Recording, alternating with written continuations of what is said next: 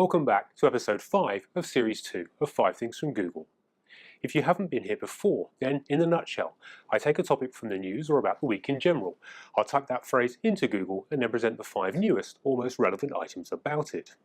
In series 2, I'm releasing the episodes as both podcasts, which are available on iTunes and also on my website 5thingsfromgoogle.com.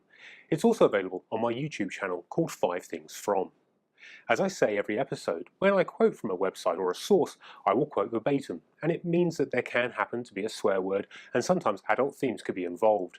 This may make the episode unsuitable for work, and also where such content is frowned upon. I will try to let you know if that's going to occur in an episode where I can, but viewer caution is advised generally. Now this episode is based on a suggestion from one of my friends in the UK, Craig. He pointed out in my last episode the description I gave towards a barista when I referred to him as a man-bunned metrosexual was in fact inaccurate. I should have labelled him a hipster. Wikipedia refers to hipsters as a subculture, stereotypically composed of youth, who reside primarily in gentrifying neighbourhoods. Hipsters also frequently flaunt a varied non-mainstream fashion sensibility. Vintage and thrift store bought clothing. Generally pacifist, progressive, with green political views.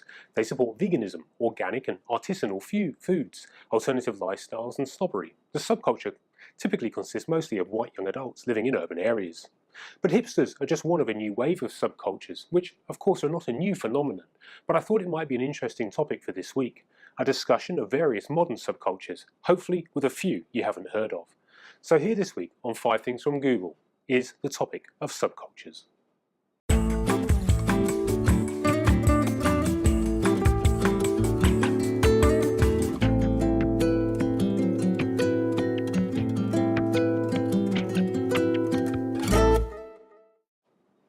Number 1.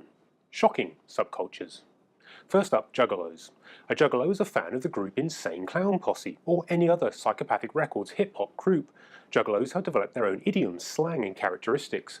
The Gathering of the Juggalos, or alternatively known as just The Gathering, is a notable annual festival held by juggalos and the artists which they support. These have included rap stars such as Busta Rhymes, Ice Cube and MC Hammer.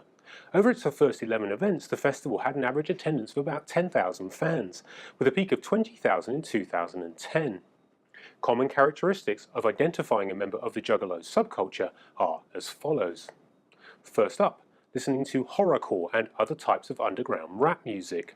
They wear face paint, generally those either like a clown or perhaps similar to corpse paint. They do their hair in the spider leg style. They display the gesture of a wicked clown. This is the West Side sign with the left hand and the C sign in ASL with the right, with arms crossed over. They also make and respond to whoop whoop calls, and they express a generally tongue-in-cheek obsession with murder, committed with a blade weapon. Next up, real vampires. The vampire subculture is an alternative lifestyle that stems from the Gothic lifestyle. Essentially, vampires or vampire lifestylers are individuals who are attracted to the contemporary vampire lore.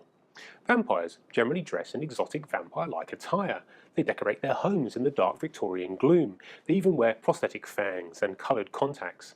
Some vampires will don white face makeup, dark eyeshadows and black nail polish to create a more gothic appearance.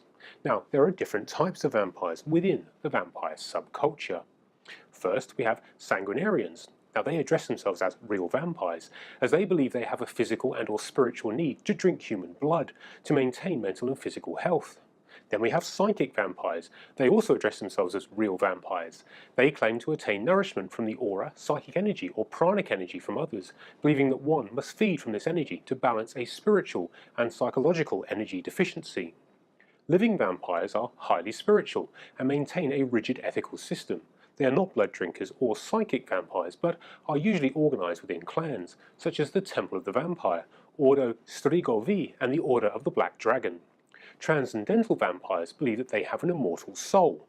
They believe that their soul can travel into and fuse with the body of a younger vampire to achieve immortality. They may be blood drinkers or psychic.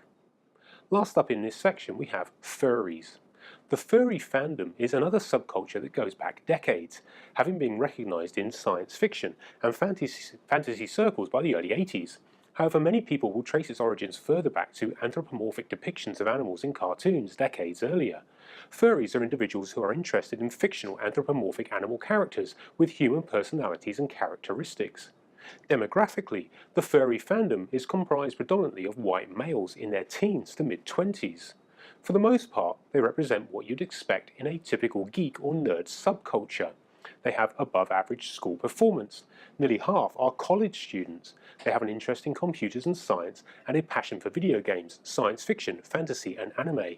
Less typical, however, are the fandom's LGBTQ demographics. Furries are 7 times more likely than the general population to identify as transgender, and about 5 times more likely to identify as non-heterosexual.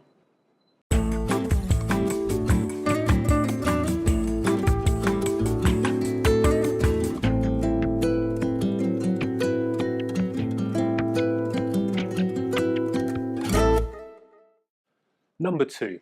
Australian subcultures. Now, there are a number of subcultures that are universal, however, there are a few limited to Australia. These include, firstly, Elvis Presley fanatics. The iconic Park Elvis Festival is a celebration of the life and music of Elvis Presley, held annually in Parkes, New South Wales, in the second week of January, to coincide with the January the 8th birthday of the King. From Wednesday to Sunday, more than 120 events take place at venues in and around Parkes. The festival attracts headline international and national Elvis tribute artists, and more than 25,000 national and international visitors to Central West New South Wales. The first Parkes Elvis Festival, held in 1992, was a one-night event, attracting 200 people. It was held at Grayson Restaurant to commemorate Elvis's birthday. Over the next few years, more events were added, and the festival was extended to 2 days, with a few hundred people attending. If interested, there's even an official Elvis Australia fan club at www.elvis.com.au.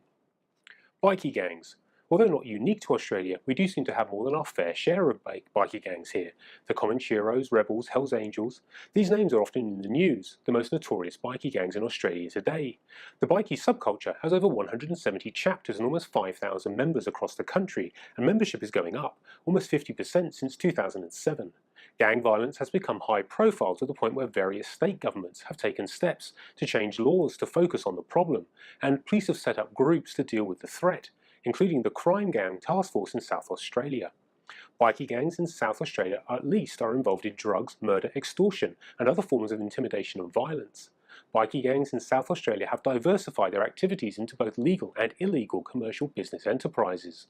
Some of the bikie groups include the Rebels. These are the only major homegrown gang and were formed in Brisbane several decades ago. They boast the country's biggest membership. They've also been tied to various execution-style killings over the past decade, including the murder of 3 members of the rival club, the Bandidos. Formed in California in the 1970s, the Mongols Motorcycle Club is inspired, in name at least, by the empire of Genghis Khan, and is believed to have about 70 chapters nationwide. The Bandidos, the Australian offshoot of the group formed in San Leon, Texas, claims to have formed in August 1983, when ex-members of the Comanchero Club met and were greatly impressed by members of the American gang.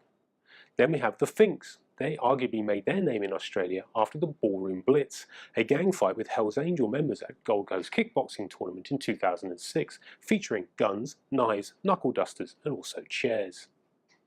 Next in this list is the Bra Boys.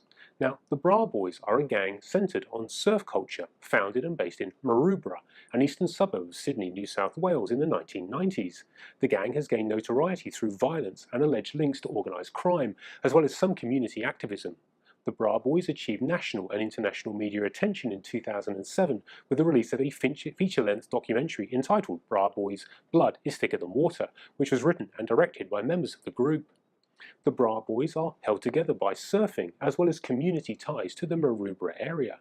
The group is often linked with the Maroubra Surfers Association, with which a number of its members are associated. Bra is a reference to the gang's suburb Maroubra, and partly after the street slang for brother. Some members of the gang tattooed "My Brother's Keeper" across the front of their chest, Bra Boys and also Maroubra's postcode 2035 on their back. Inspired by the friendship and brotherhood codes instilled by the Bra Boys, they've created their own clothing line called My Brother's Keeper Clothing.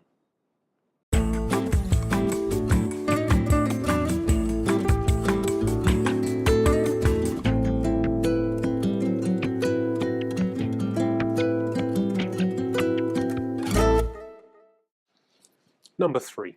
Japanese subcultures. First up, Kogel. Kogel is a Japanese fashion culture that involves schoolgirls wearing an outfit based on their uniform, but with very short skirts. These short skirts are worn irrespective of the season. The girls may also wear loose socks and scarves and have dyed hair. Aside from the miniskirt or microskirt and the loose socks, Kogels favour platform boots, makeup and Burberry scarves. They may also dye their hair brown and get artificial suntans. They have a distinctive slang peppered with English words. They are often, but not necessarily, enrolled students. Critics of Kogel subculture decry its materialism as reflecting a larger psychological or spiritual emptiness in modern Japanese life.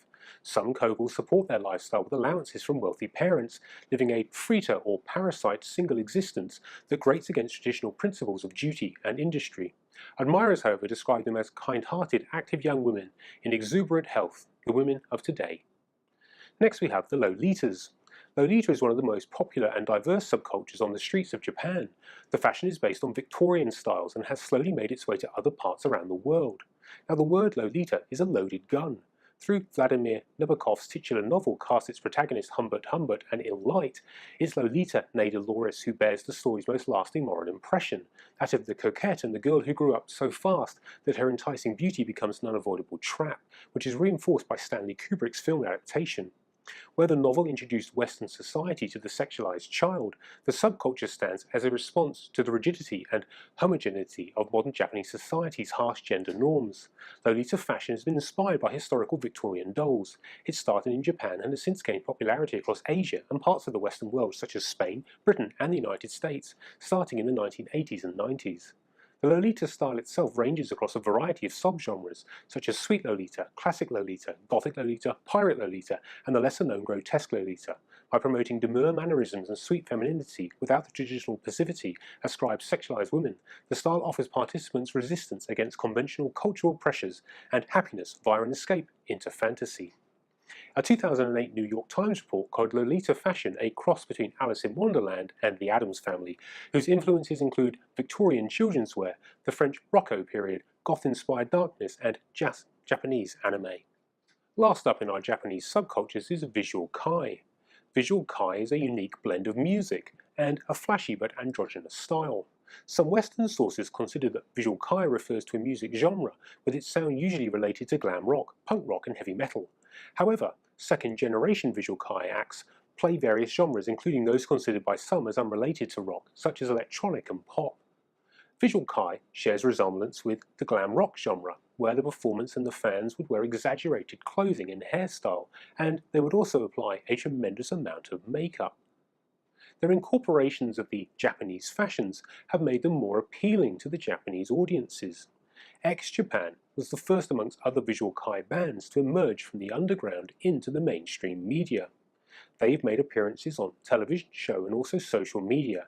They've opened the gate for the visual kai to step into Japanese mainstream media. X-Japan's dress styles have been described as reimagined Bowie, Iron Maiden, and the Sex Pistols as a fluorescent flowering of mascara sneers, severe flocks, and skyscraper locks.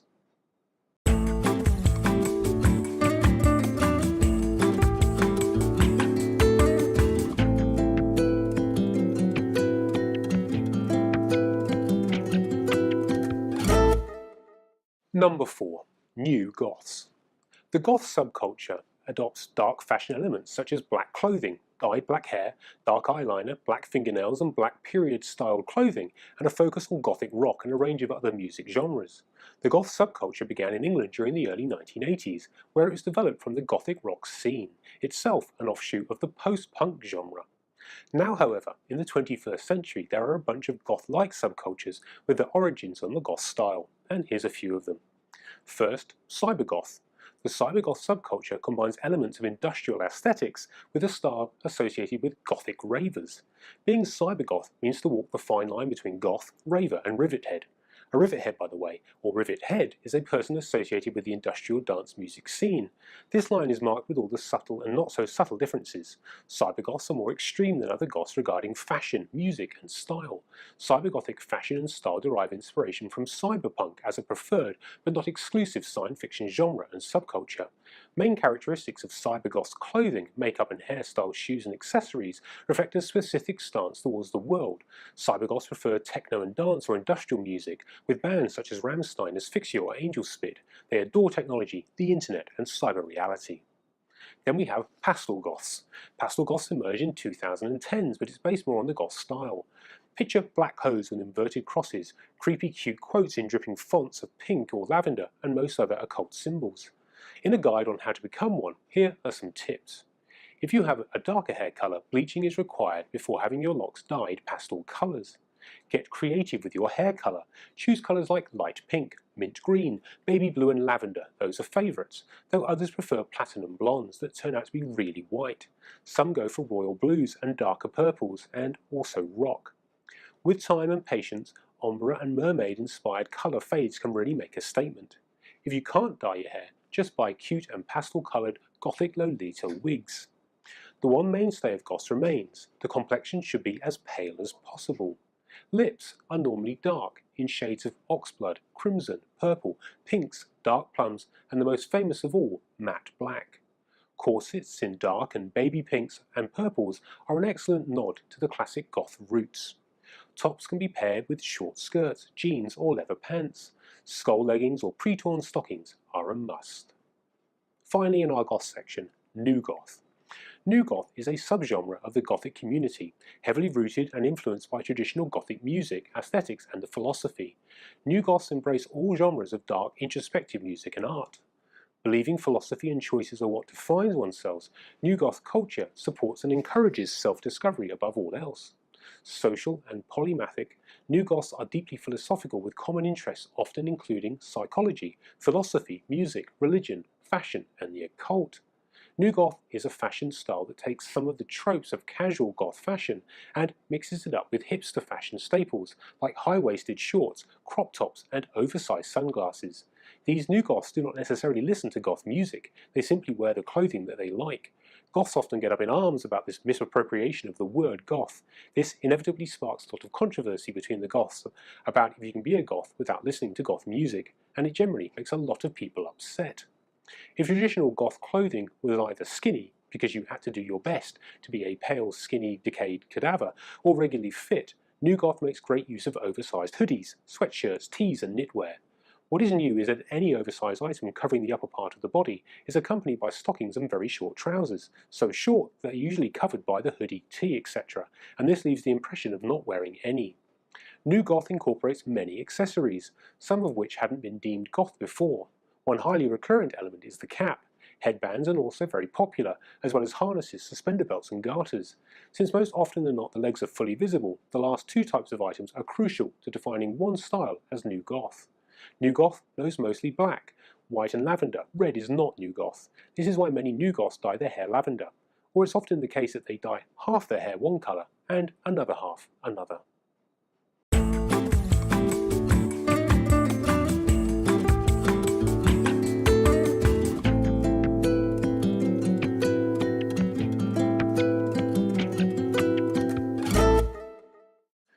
Number 5. Other notable subcultures.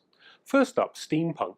Now Steampunk is a subgenre of science fiction or science fantasy that incorporates technology and aesthetic designs inspired by 19th century industrial steam-powered machinery.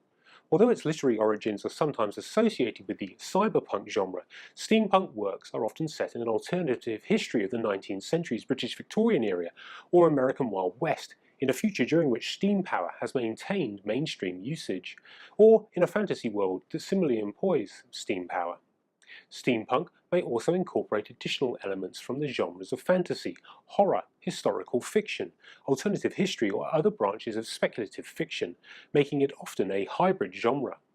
Steampunk fashion is a real-world reproduction of the clothing that is or could be found in steampunk literature. It's that simple. When in doubt, dress Victorian and then add. The Victorians were the first people to fully capitalise upon steam technology in a way that affected everyday life, so it's no surprising that most steampunk writing either takes place in the Victorian world or is strongly inspired by it. If you're afraid your outfit is too Victorian, you're probably doing it right. Steampunk fashion is about creating an outfit that delights the senses, entertains the wearer, and engages the viewer. There is no steampunk colour. Some people have claimed that steampunk is only brown, or only black, or only white, or only light, or only dark. They are wrong. Virtually any colour can be steampunk. Next up, cute testers. Such as hipsters, they don't have a defining look. You just know it when you see it. Unlike hipsters, cute testers are genuinely friendly. They prefer fun over looking cool. A cute tester outfit could include a Hello Kitty shirt, denim skirt, knee-highs, glasses and white Dr. Martens. Now collegefusion.net has this to say on the subject. Here's what you need to know. Cute testers are cereal-eating childhood nostalgics, clad in cartoon character-inspired t-shirts, pigtails, primaries and pastels, and fast food prints. They're creative souls who stage rebellions inspired not by the edge, but rather the lack of it. In other words, they harken back to a simpler time. The word on the street is they can be described as adorable or harmless. Vice.com, though, refers to cute testers like this. The latest in a long line of just about real tribes was last week identified by the Evening Standard Richard Godwin as the cute tester. The definition of the cute tester is simple enough.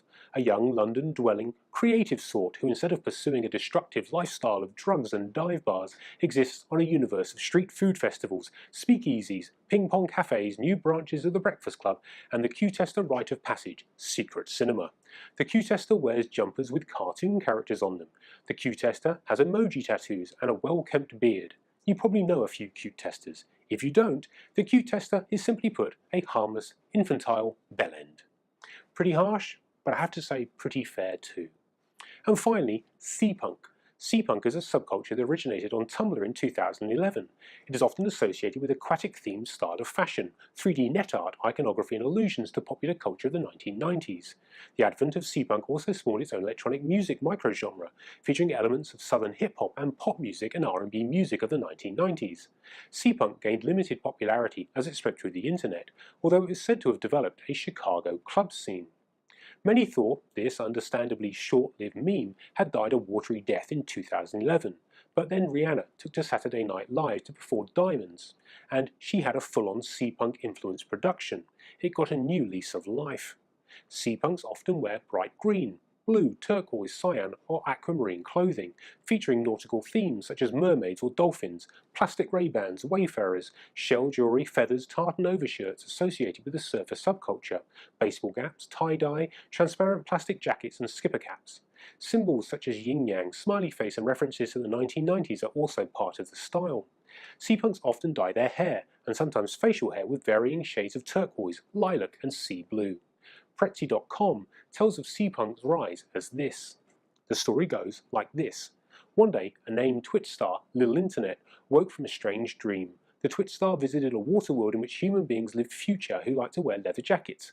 Upon awakening, his first reaction was to publish into the network of 140 characters the Steampunk word.